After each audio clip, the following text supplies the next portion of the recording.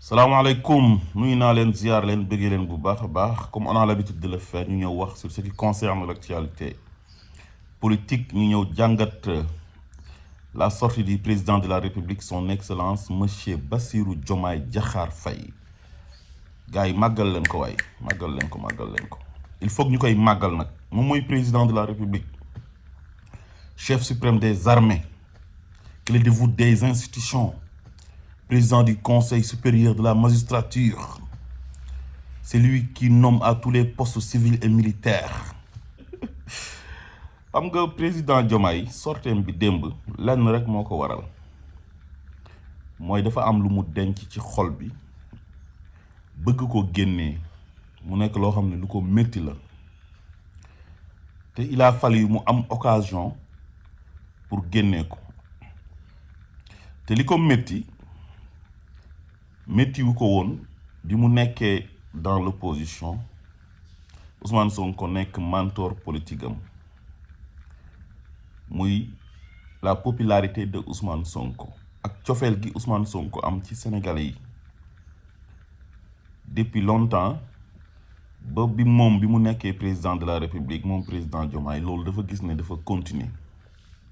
léegi naqariw ko woon avant muy nekk président mais dafa nekk président mu jàpp ne moom moo war a am succès boobu noonu moom la nit ñi war a yëkkati ba ci kaw wàccee Ousmane Sonko ci suuf loolu nag moom moo ko sonal dafa am li arab di wax ananiya mooy mën wolof mooy wax mën parce que ci discours am bi yëpp da ngay dégg moi j'ai je suis te loolu bokkul ci modestie yàlla borom bi subhanahu wa taala bi nga xam ne moo ñu bind ñun ci téere bi mu ñu yónnee muy alquranul karim ñu def ko référence ñun jullit ñi yàlla amul fenn fu muy waxee ana man yàlla kenn gënu ko modeste daf naa naxnu lay wax inna ak naxnu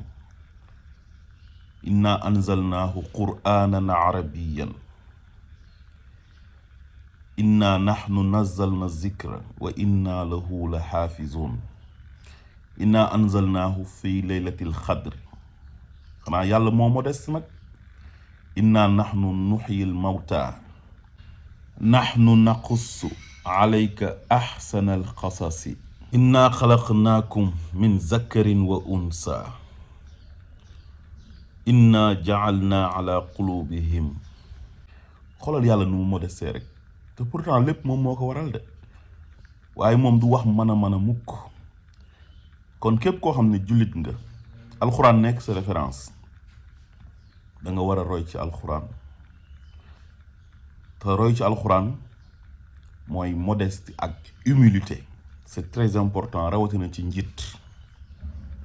damay faral di wax ne nit lépp lu yàlla dogal ci sa moroomu doomi aadama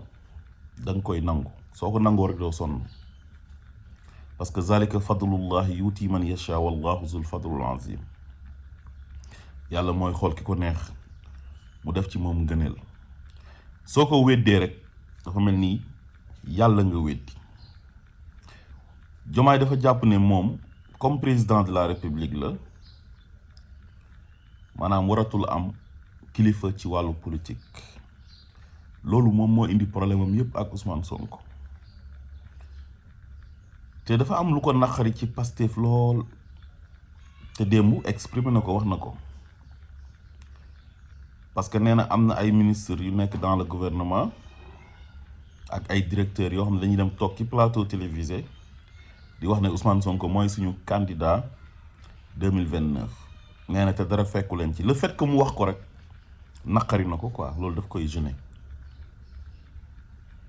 beneen bi mu wax Moustapha Diop ne ko seen télé bopp dañ fay toog di ma yàq lu mel ni xeme te mujjul fenn foofu il fait allusion à Cheikh Bara Ndiaye parce que moom mooy def émission foofu noonu par jeudi mook Sanjoogu donc kon loolu lu ko métti la beneen bi mooy dafa bëgg toujours di wane ne moom Pastef du Ousmane Sonko rek moom am na lu mu ci def loo xamante ni lu rëy la loolu moo waral sax moom mu nekk président kon moom nekk président yam gi du Ousmane Sonko moo tax mu nekk président waaye méritam la waaye xam nga loolu su fekkoon au début bu mu faloo la wane posture boobu sax ñu mën a wax mais moom bi muy soog a falu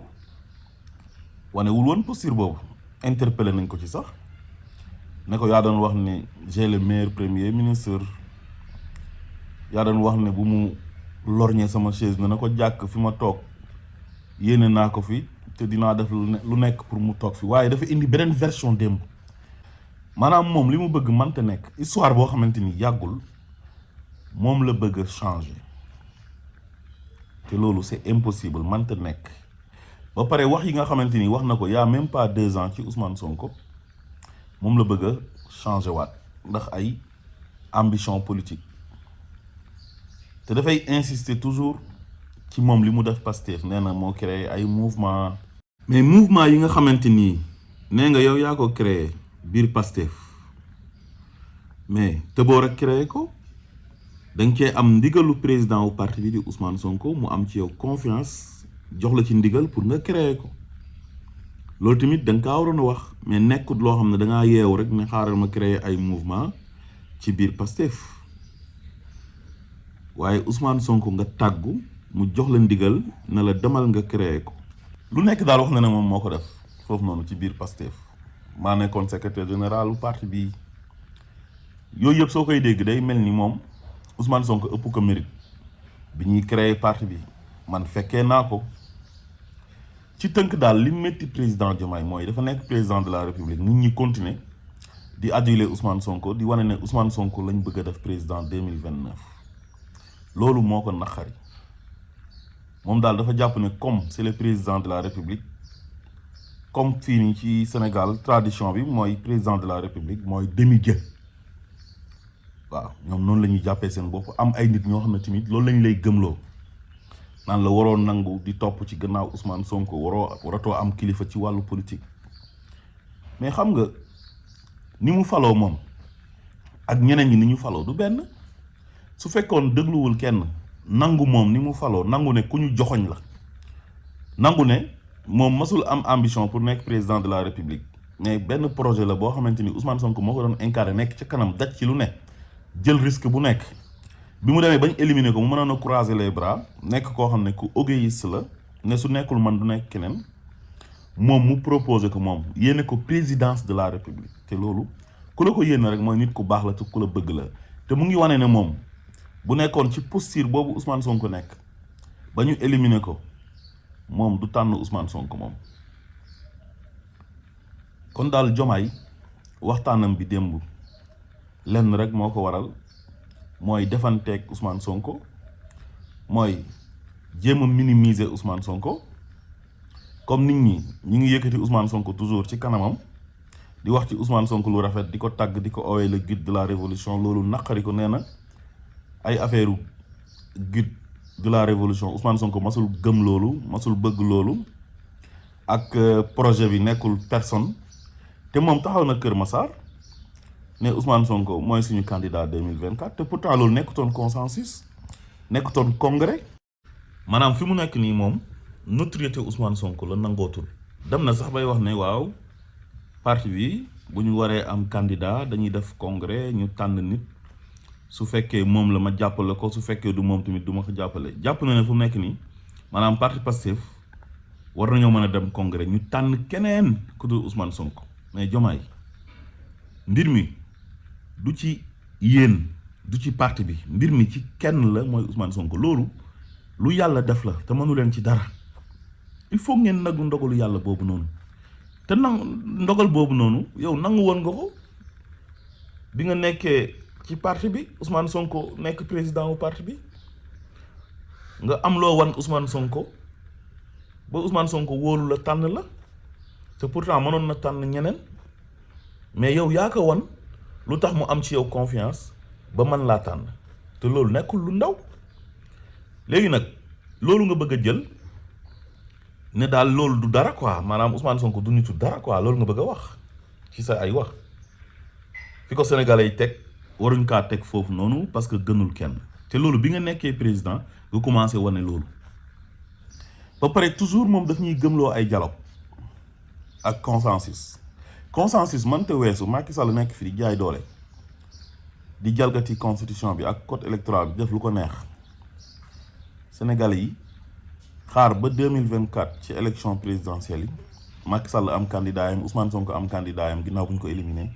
ñu bàyyi fa candidat wu Macky Sall ak yeneen candidat tànn candidat wu Ousmane Sonko fal ko au premier tour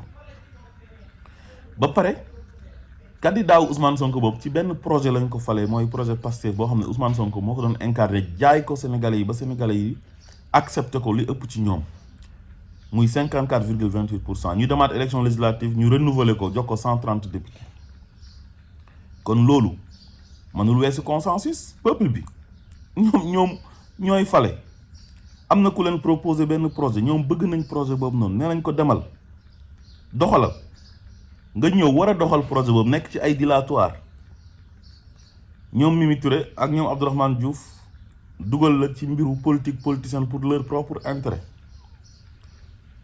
nga nekk fi di politique li nga digaale woon ak sénégalais yi naan damaa war a demaat waxtaan ak classe politique bi ba jubóog ñoom soog a dem doxal loolu yow classe politique boobu noonu nekkul na ñoom ñoo la fal yow ñi la fal li ñu bëgg loolu nga leen war a defal mooy li nga digaale woon ak ñoom mooy projet de loi yooyu noonu nga waxoon ne ci premier trimestre bu 2026 bi ci nga koy yóbbu assemblée nationale te bi mu jotee defoo ko mu nekk loo xam ne baaxul ci président de la république parce que président de la république kàddoom warul nekk lu ñuy sàgganee maanaam bu waxee dara daf ko war a jëf su waxtu ba jotee ak lu mu métti métti te moom fi mu teg sax opposition bi dafa jéggi dayoo da leen di neexal di leen raay te pourtant ñooñu am na ci ñoo xam ne ñoom ñoo yàq dëkk bi def fi ay ñaawteef ray fi ay nit jàpp ay nit tëj leen kaso torturer ay nit exiler ay nit te ñooñ ñu war leen rendre justice ñoom ci seen bopp ñu war a rendre compte foo ko fekk mu naan non du ma teg pression ci justice bi kenn waxul nga teg pression ci justice bi mais am na loo xam ne bu ko président bëggee dafay am parce que président moom moo yilif le procureur de la république su joxee ndigal premier ministre mën na jox ndigal ministre de la justice activer procureur ngir mu am loo xam ne daf ciy yëngu su ko defee ñu yóbbu dossier yi justice ñu àtte ko suñu demee nag juge yi ñoom ñooy àtte ci seen ultime conviction lu ñu àtte ñu xam ne loolu lañu àtte mais il faut que volonté bi nekk fi maanaam nga wane ne lii bëgg nga mu am loolu mooy mbir mi beneen bi mooy wax na ci candidature u Macky Sall ba tey ci ananiya mën a nee na Macky Sall dafa waroon a ñëw ba ci moom comme ni Amadou Hott defoon yow yëgal ko mu jàppale ko waxul mu jàppale ko de mais ni mu waxee noonu dañ ciy déggee ne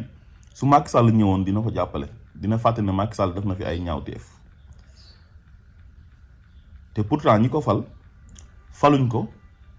pour mu jàppale Macky Sall dañ ko fal pour mu topp Macky Sall ci yoon ndax ñaawteef yi mu fi def wax na ne tamit président Burundi daf kaa waroon a tàggu ne ko ñu ngi porter candidature u Macky Sall waaye yëgaluñ ko toujours ci mën a Diomaye daal li ko sonal mooy dafa nekk président jàpp ne ku ñu war a yëkkati ba ci kaw la par force jàpp ne Ousmane Sonko dafa war a suufee par force naan waaw Ousmane Sonko poste premier ministre bi su fekkee maa ngi am confiance ci moom ba léegi dama ko fiy bàyyi parce que mu ngi def liggéeyam comme il le faut su demee ba amatuma confiance ci moom dama koy dindi xoolal léegi mu ngi commencé di tutoyer Ousmane Sonko maanaam di ko jéem a tuutal quoi ne ko yow doo dara man maay président de la république mooy comme li gars yi di def rek waa coalition Diomaye ci loolu la nekk te loolu mënu ko def ba am ci ndam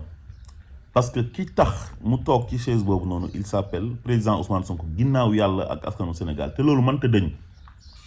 te moom loolu daf ko bëgg a dindi wane ne moom mbir mi moom la sénégalais yi gis tànn ko parce que moom dafa neex sénégalais yi. mbir mi demeewul noonu. dañ laa tànn ba pare sénégalais yi soog laa tànn bu ñu la tànn toon sénégalais yi duñu la mës a tànn président Diomaye. beneen bi mu ngi insister toujours ci coalition Diomaye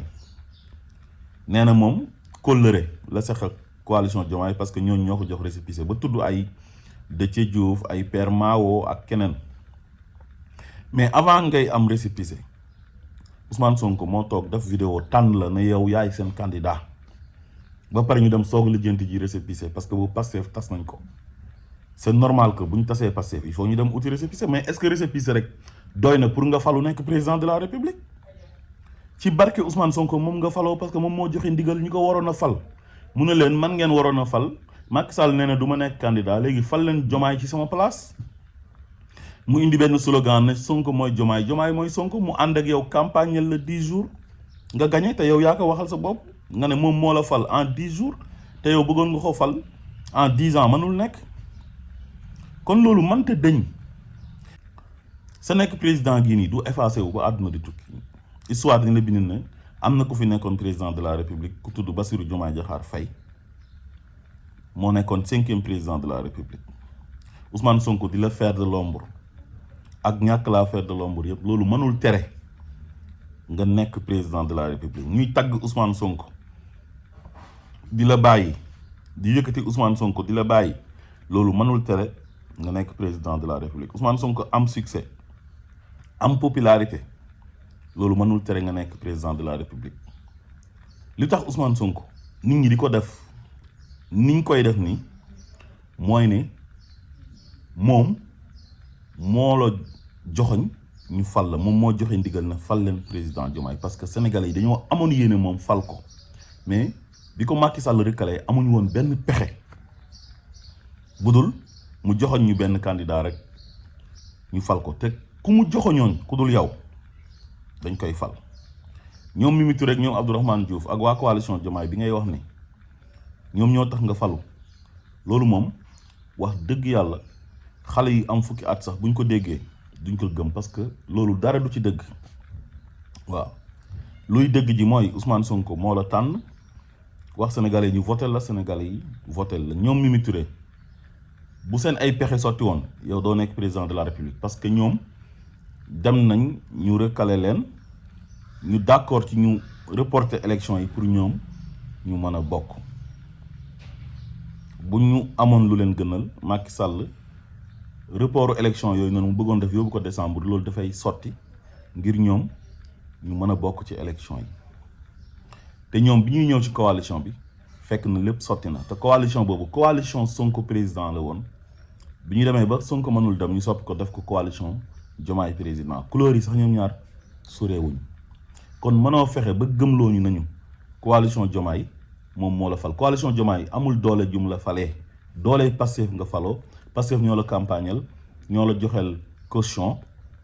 ñoo la utal parrainage ñoo la jaay sénégalais yi ba sénégalais yi miin la naan kii mooy borom sikkim bi voté leen ko Sonko mooy Diomaye Diomaye mooy Sonko bi bokk na ci lu tax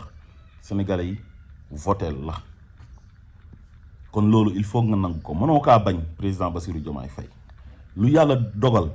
il faut nga nangu ko mënoo fexe ba génnee Ousmane Sonko ci xolu sénégalais yi parce que yow yaay président de la république nekk président de la république mënul tax nga man lépp wala nga saf ñëpp wala nga ne nit ñi bëgg leen par force parce que je suis le président de la république non non loolu mënul nekk c'est impossible gëmal yàlla nga nangu lu yàlla dogal ci Ousmane Sonko asalaamaaleykum wa rahmatullah